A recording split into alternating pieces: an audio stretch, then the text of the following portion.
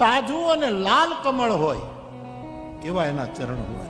એટલે કે એનું આચરણ મને તમને રોજ તાજગી આપે એવું હોવું છે. એની બોલી, એનું વર્તન, એનો આપણી સાથેનો વ્યવહાર, એની શાલીનતા, એનો આદર, આ બધા એના ચરણ, એના આચરણો એવા હોય કે તરુણ હોય, તાજા હોય. રોજ આપણને એમ લાગે કે આપણને, અને લાલ હોય એના ડગલા. આપણે ત્યાં શું, આ તો શું છે, પહેલા તો છે ને એવા સાચા માણસો હતા કે પગલા હાલે ને કે કંકુ ખરે, કંકુ ખરે. આપણે ત્યાં એવી દીકરીઓ કે પગલા પાડે તો કંકુ. હવે આપણે કંકુના પગલા કરાવવા પડે. બાકી આ મૂળ વસ્તુ આવી છે. અમુક ચરણ અરુણ હોય, લાલ હોય, એના પગલા પડે. ભગત બાપુ બોલતા કે આવી રૂડી સરોવરિયાની પાળ, બગલા રૂડા બે બેઠા રે લોર. બગલા તો ઉડી જશે આકાશ, પણ પગલા એના પડ્યા રહેશે. તરુણ અરુણ અંબુજ, કમળના જેવા અસંગ. જેમ કમળ અસંગ હોય, સરોવરમાં હોવા છતાંય અસંગ હોય, એમ જેનું આચરણ બધાની સાથે ચાલે પણ બધા કરતા જુદો પડતો હોય. કંઈક એની મૌલિક ચાલ હોય, કંઈક એનું આવો એક વિરલ જેના ચરણ હોય.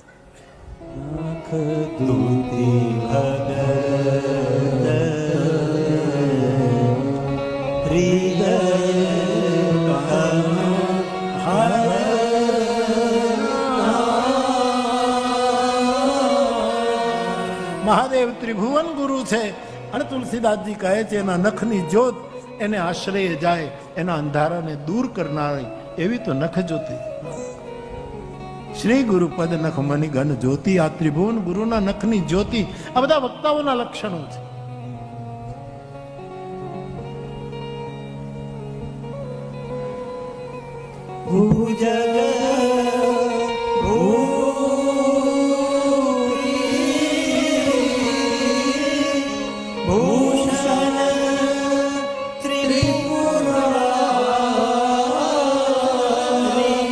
ભસ્મ થઈ જશે, એક વખત મરવાનો.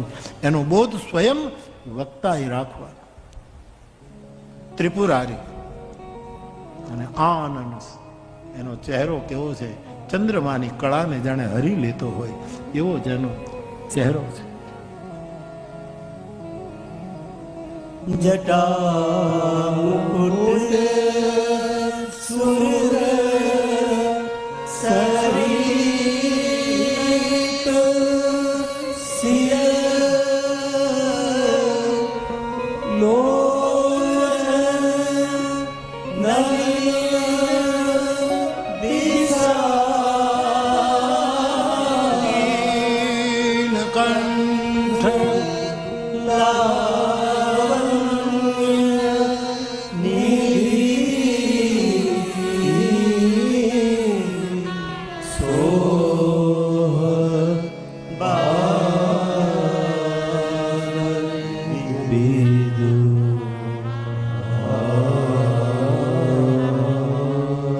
શિવજીએ માથા ઉપર જટા બાંધી છે.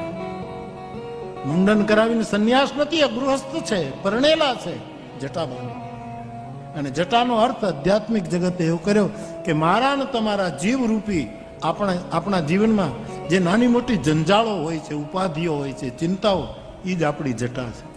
એ જટાને વિખેરવી નહીં, એને બાંધી દેવી. જટાની શોભા બનાવી, આપણી ચિંતાઓને શોભા બનાવી. એને વિકે હું મરી ગયો, મારું તો આમ થઈ ગયું, હું તો આમ થઈ ગયું, એ જગતની આગળ આ જટાને ખોલવાની, એને શોભા બનાવો. વક્તાએ આ જટાનો મુકુટ બનાવવાનો. જટા મુકુટ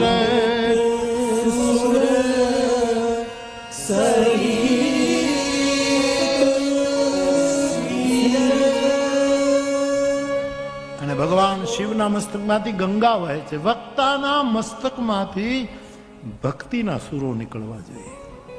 જ્ઞાનને પ્રધાનતા જરૂર આપવી, ચોક્કસ, પરંતુ ભક્તિની પ્રધાનતા છૂટ. એનું મસ્તિષ્ક ખાલી બૌદ્ધિક ન હોય, હાર્દિક હોય.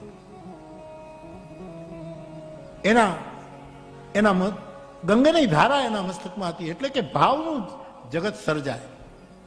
લોચન નલિન વિશાળ, એનો દ્રષ્ટિકોણ, નેત્રો વિશાળ, એ સંકીર્ણ ન હોય વક્તા. એ મને તમને છૂટ આપે કે તમારે જેનું નામ લેવું એનું લેજો, તમારે જે દેવને ભજવા એને ભજજો, તમારે જે ગુરુએ તમારું એમ લાગતું હોય કે અમારો ઉદ્ધાર કરશે ને, હાંકડો ન હોય એ છૂટ આપે.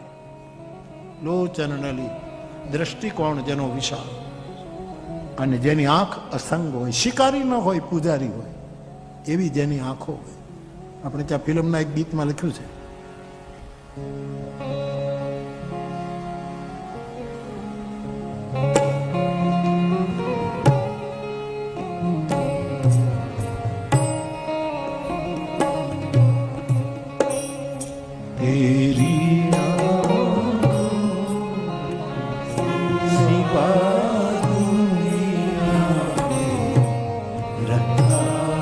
એવી આંખો જો શિવની આંખો, બુદ્ધ પુરુષની આંખો, ગુરુની આંખો.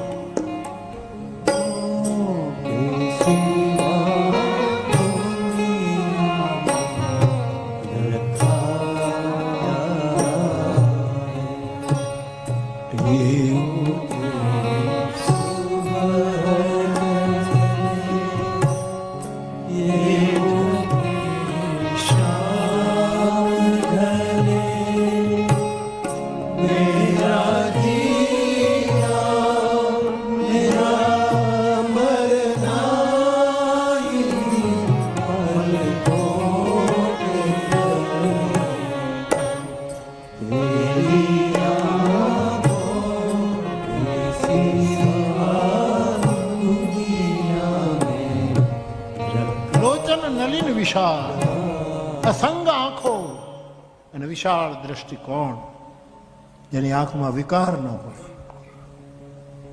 આ વક્તાનું લક્ષણ બતાવ્યું. નીલ કંઠ, શંકરજીએ ઝેર પીધું એટલે કંઠ નીલ વર્ણ, વિષ. હવે સાહેબ આપણા ગળામાં કફ હોય, ખૂબ કફ થઈ ગયો હોય, જામી ગયો હોય કફ, આમ જામ થઈ ગયો હોય, અને પછી તમે ઉધરસ ખાઓ અને તમે કોગળા કરો તો કફ હોય તો કફ જ નીકળે, બીજું શું નીકળે? શિખંડ નીકળે કે આ ભાઈ આમ આમ કરીને અને શિખંડ નીકળે, એવું કફ જ નીકળે.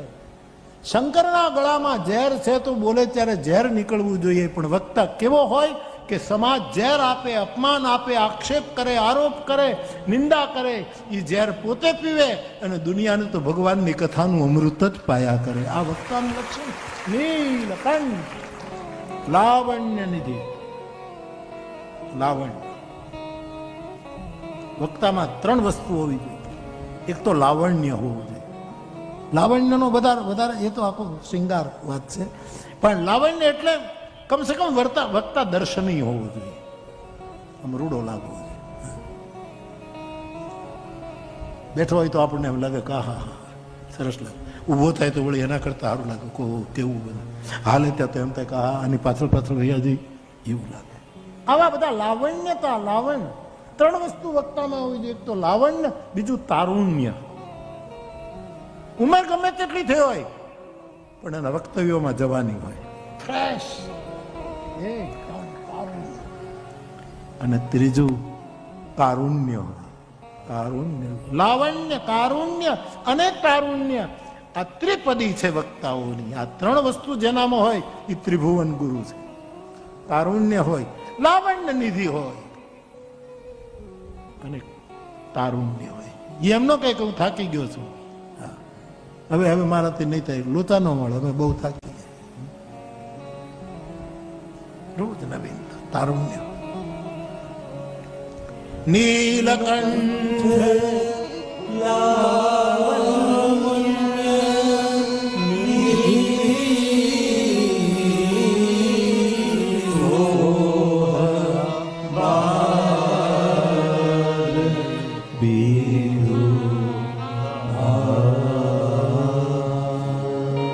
બેઠે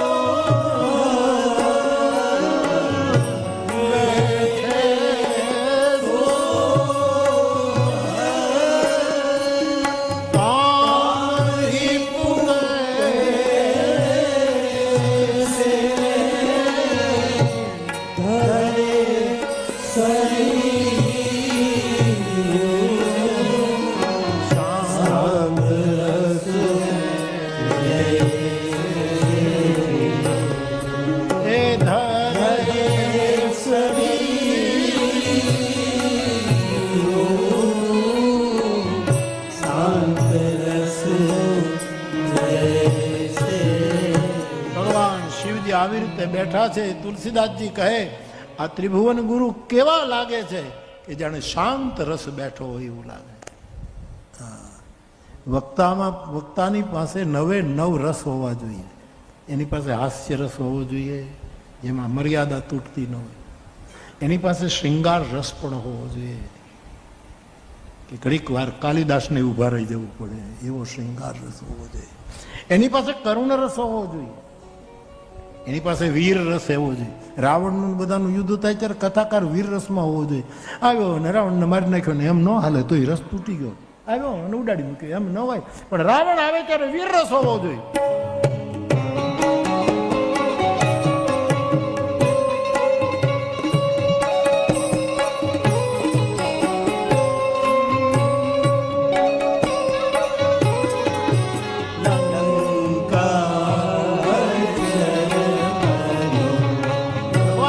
ધનુષ ઉપર બાણ ચડાવ્યું સાહેબ અને જે વીર રસ પામ્યો.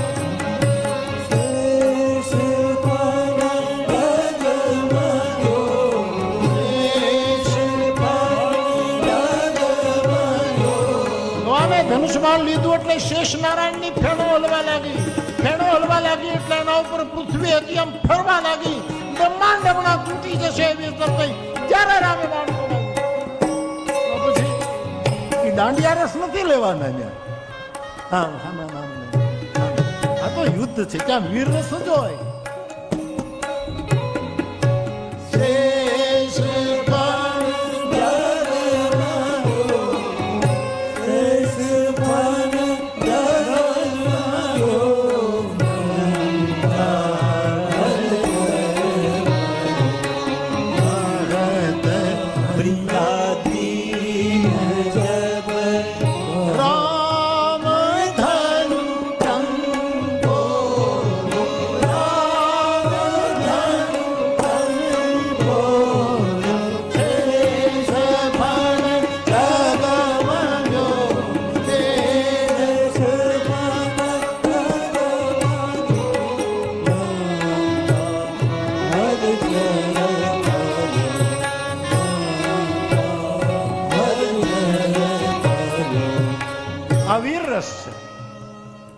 અદભુત રસ હોય.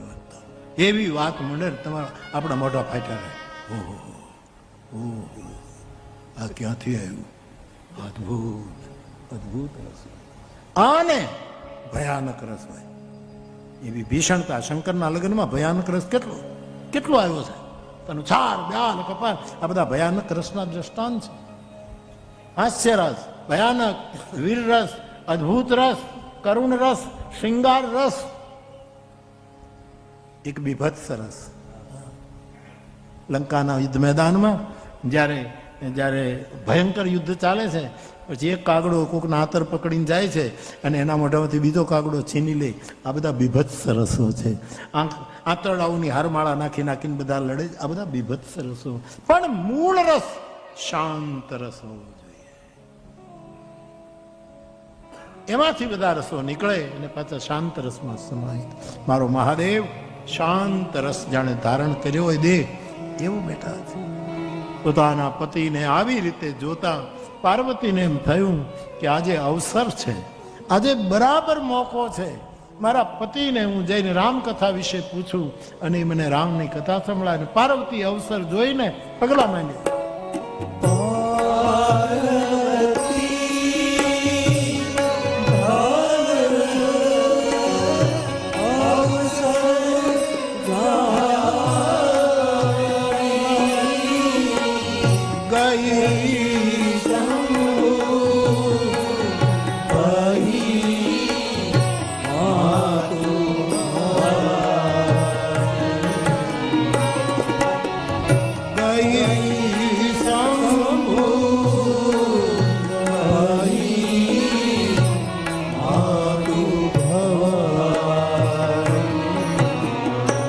જોઈને જગદંબા ભવાની શિવજીની પાસે આવ્યા છે.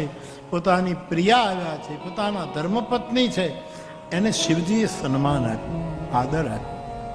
આમાંથી શીખવું પરણેલા હોય એને કે પત્ની આવે તો એને આદર અપાય, મોઢું ન બગાડાય.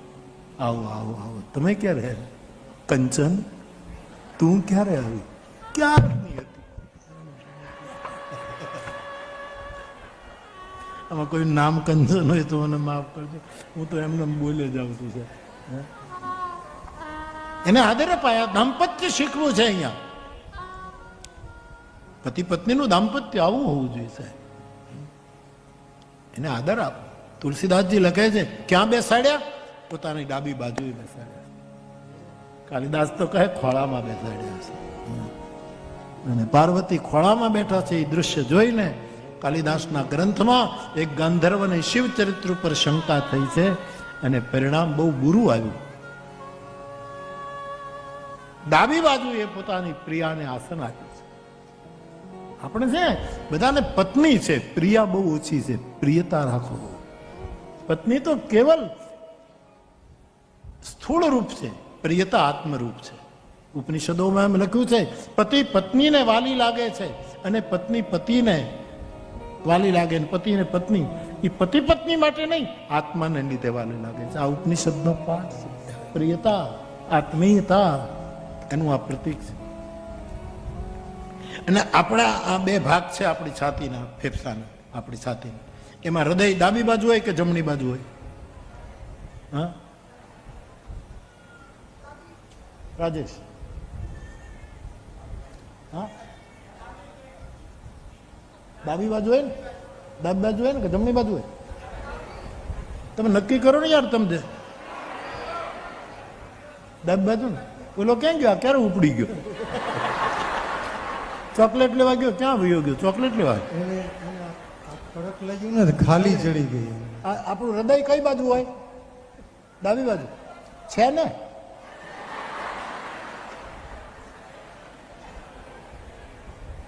પત્નીને હૃદયનું સ્થાન આપવું, આ કેટલો મોટો મેસેજ છે. વામાંકે ચ વિભાતિ. આપણે ત્યાં સ્ત્રી હંમેશા વામ ભાગમાં બેસે છે. એ વામ છે એટલે નહીં, એ વામા છે એટલા માટે નહીં, પણ એ મારા ઘરની શક્તિ છે, મારા ઘરની શોભા છે, મારા ઘરનું સૌંદર્ય છે, એટલે હું એને હૃદયના સિંહાસનનું સન્માન. આ આપણી મૂળ ગણતરી છે. જનક વામ દિશી સૌ સુનૈના. મારા તુલસી લખે જનક રાજની ડાબી બાજુએ સુનૈના બેસે. જનક વામ દિશી સૌ સુનૈના, હિમગીરી સંગ બેઠી જનુ મહિના. જાણે હિમાચલની બાજુમાં ડાબા ભાગમાં મહારાણી મહિના બેઠા છે, એમ આજ મારા મહાદેવે પોતાના ધર્મપત્ની પાર્વતીને પોતાના ખોળામાં બેસે. આ સ્ત્રી પ્રત્યેનો આપણો સદભાવ, સ્ત્રી પ્રત્યેનો આપણો આ ભાવ. જાનકી સ્ત્રી સમાજનો એક આદર્શ છે સાહેબ, આદર્શ. રામાયણની એક ચોપાઈ છે ધીરજ, ધર્મ, મિત્ર, અરુ, નારી, આપદ કાળ. આ ચાર વસ્તુ સંકટ સમયે જ એની ઓળખાણ પડે. એક ધીરજ. આપણામાં ધીરજ કેટલી, એ બધું હરખું હાલતું હોય ત્યાં સુધી એની ખબર ન પડે, પણ જ્યારે બધું જ વિપરીત થાય ત્યારે આપણે ધીરજ કેટલી રાખીએ, ત્યારે ધીરજ નહીં કરે. ધર્મ. આમ તો આપણે રોજ પૂજા પાઠ કરતા હોઈએ, પણ બધું જ અવળું પડતું હોય ત્યારે પૂજા પાઠ ઉપરથી નફરત આવે કે આ બધું મૂકી દે. ધર્મની કસોટી આપતકાળમાં થાય. મિત્ર, મિત્રની પરીક્ષા આપતકાળમાં. બધું હરખું હોય ત્યારે તો બધા જ હારવાર ફરતા હોય, નાસ્તા પાણી હોય હારવાર ફરતા હોય. પેલો મિત્ર ફિલ્મ જોવા લઈ જતા હોય, ગોવા લઈ જતો હોય, દીવ લઈ જતો હોય, દમણ લઈ જતો હોય. પણ અમારે કોણ કહેતો હતો, પૈસા હોય ને, અરે આપણે કોણ, આપણે હાસ્ય કલાકાર કીધું કે પૈસા હોય ને તો મહુવા જવાય, ગોવા ન જવાય. ગોવા પીવા ન જવાય એમ એમ એવું કીધું. મિત્રતાની ખબર કસોટીમાં પડે, અને સ્ત્રીની કસોટી વિપત કાળમાં થાય. માં જાનકી લો કે પાર્વતી લો, એને ચારેય સૂત્રો પૂરા કરે. ધીરજ, સીતાજીની ધીરજ. હા, લીલામાં જરૂર પ્રેમને કારણે આ ધીર્ય આવ્યો એ વાત જુદી છે. બાકી ધરતીની ખુંદી રે ખમે માતા પૃથ્વી, અને વાઢી રે ખમે વનરાય. સીતાજી ધીરજમાં પાસ થયા. ધર્મ, મારો નારીનો જે ધર્મ છે તે ધર્મમાં કસોટીમાંથી પાસ થયા. મિત્ર, કેવી મિત્ર? આમ તો માતું કહે છે, પણ વિપત્તિમાં ભાગ લે એ માં તો હોય પણ મિત્ર જ ગણાય. માતું વિપત્તિ સંગીની કહે. ત્રિજટાની સાથે એની મૈત્રી, એને મૈત્રી સફળ કરી અને નારીપણું ચરિતાર્થ કર્યું. આ ચારેય વસ્તુ માં જાનકીએ ચરિતાર્થ કરી. તો મારા ભાઈ બહેનો, પોતાની પત્નીને આટલો આદર આપવો, તું માયા છો, તું તો આમ છો, નહીં નહીં. કથા સાંભળ્યા પછી સુધારો કરો. હા, મર્યાદા જરૂર રાખવાની. આ પાછું 24 કલાક ખોળામાં ન બેહાડી શકાય. એને કહેવાય કે નાગલીનો રોટલો ઘડ્યો. પછી એમ થોડો મર્યાદા જરૂરી છે. પરંતુ આ નારી તરફનું આપણું સન્માન રહેવું જ જોઈએ, કરવું. અને અમુક સમય પછી પતિ પત્નીની વચ્ચે મૈત્રી હોવી જોઈએ, ફ્રેન્ડશીપ હોવી જોઈએ. પતિ બે શબ્દો આ બોલે તો સહન કરી લેવાનું. મિત્ર છે, મિત્ર, આવી મૈત્રી. પણ ઘણા મિત્રો કે 2 જણા છે ને નાસ્તો કરતા હતા, એમાં એક એટલો બધો ભૂખાળવો, અને એમાં એને બટાટા વડા બહુ ભાવે, બહુ ભાવે. એમાં એટલો બધો ભૂખ ને બટાટા વડાનો એટલો બધો, એમાં બટાટું ગરમ ગરમ તમે લ્યો એટલે ઉપરથી એટલું બધું ગરમ ન હોય, પણ અંદરથી ધગધગતું હોય. એટલે ભૂખ્યો એટલો કે એણે ઉતાવળમાં બટાટું વડું લઈને સીધું મોઢામાં નાખ્યું, જેમ આમ ઓલું કર્યું, ત્યાં તો અંદર આગ લાગી જાય. આ ગરમા ગરમ. હવે પછી ડૂચો બારે ન કઢાય. મેં એક શિષ્ટાચાર છે, મેનર. આમ બધું બહાર તો ન કઢાય. એટલે બિચારો બધા અંદર અંદર રમાડે. પણ એમાં શું થયું કે ઘણો એને ફેરવ્યો બટેટા વડાને અંદર અંદર, અને જેમ ફેરવે ને જેમ દબાવે એમ આગ ફૂટે. હવે થાય શું, બધું આમ દબાવી રાખ્યું. એમાં શું થયું, આંખમાંથી પાણી નીકળે, આંસુડા નીકળે, નાક ઉપર મોતિયો બાંધી ગયો સાહેબ, આંસુડાના ટીપા પડી ગયા, પરસેવાનું રેપ જેમ આંખમાંથી આંસુડા પડી. એટલે બાજુમાં એનો મિત્ર બેઠો હતો, એને થયું કે આ રોવા કેમ માંડ્યો, રોવા કેમ? એટલે એને પૂછ્યું, કેમ ભાઈ, કેમ તમે રોવા? એટલે ઓલાનો જે ગરમા ગરમ એને શું થયું કે આની આ દશા થાય તો સારું મને. એટલે શું કીધું, એણે એમ ન કીધું કે આ ગરમા ગરમ બટેટાવડું ખાધું એટલે આંસુ. એણે શું કીધું, આંસુ એટલા માટે આવ્યા કે મારા બાપાને બટેટાવડા બહુ ભાવતા હતા. તો ક્યાં છે તારા બાપા? ઉપર છે, ગુજરી ગયા, 3 વર્ષ થઈ ગયા છે, કાળી 14 ગુજરી ગયા છે. એમ દિવાળી બગાડી.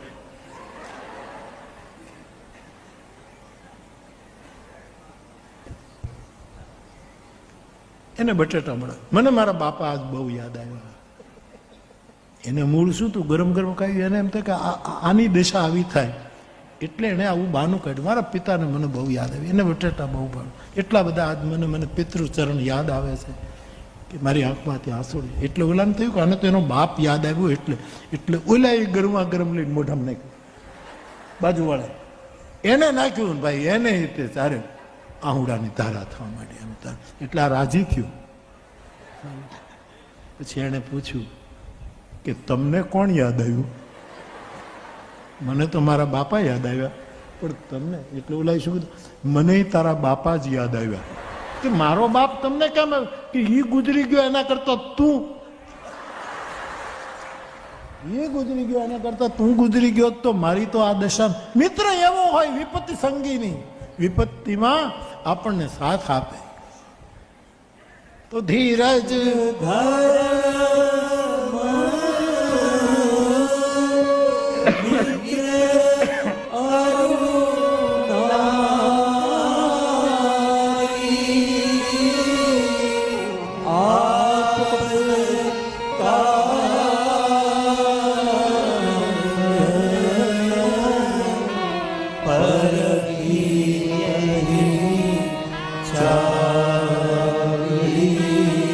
મહાદેવે મને તમને શીખ્યું કે આપણી ગૃહિણી જે હોય એનું આટલો આદર કરજો, સન્માન રાખજો.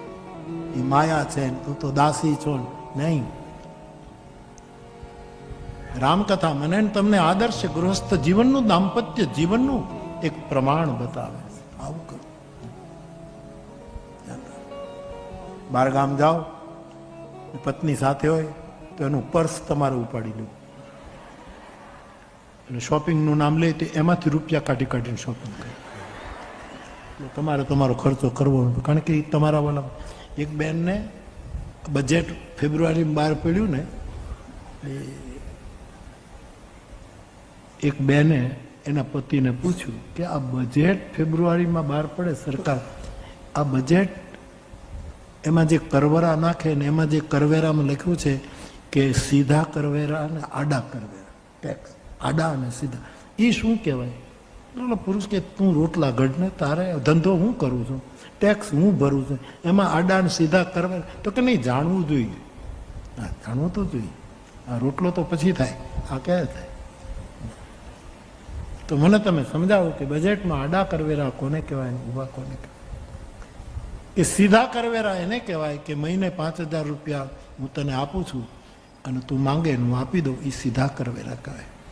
અને મને ખબર ન પડે મારા કોટના ખિસ્સામાંથી તું 1,000 રોજ કાઢી નાખે છે, એ બધા આડા કરવેરા. બાપ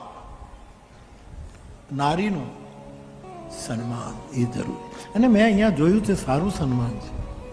હા, બહુ બહુ સરસ. આવું ને આવું ટકાવી રાખજો. ક્યાંક ગરબડ હોય તો સુધારા કરજો.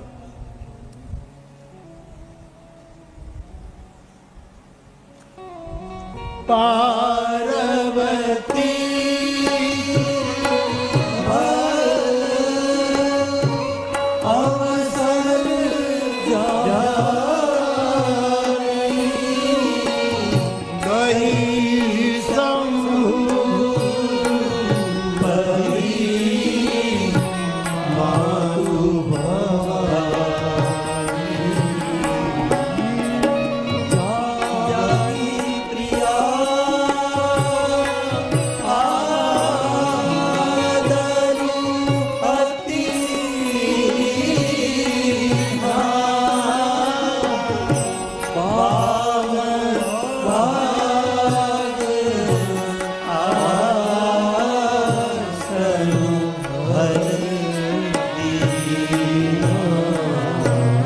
પાર્વતીનું સન્માન કરી ડાબી બાજુએ બેસાડ્યા છે.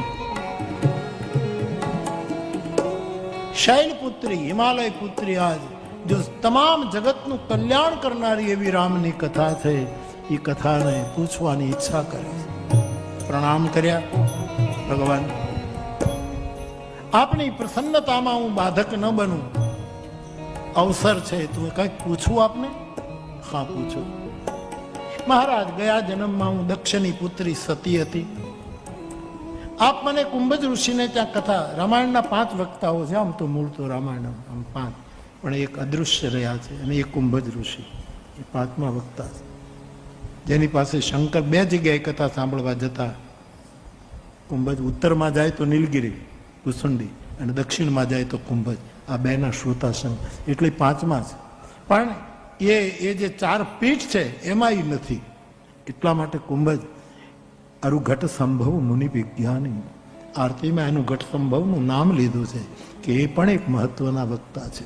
તો બાપ, તમે મને કુંભજને ત્યાં લઈ ગયા, રામકથા મેં સાંભળી નહીં, રામ સીતાજી માટે રડતા હતા, મને શંકા પડી, હું પરીક્ષા કરવા ગઈ, તમે મારો ત્યાગ કર્યો, હું દક્ષના યજ્ઞમાં બળી ગઈ અને હિમાલયને ત્યાં જન્મી, તપ કર્યું અને તમને હું મેળવી શકી. પણ પ્રભુ, હજી મારા મનમાંથી એ સંદેહ જતો નથી કે રામ છે કોણ?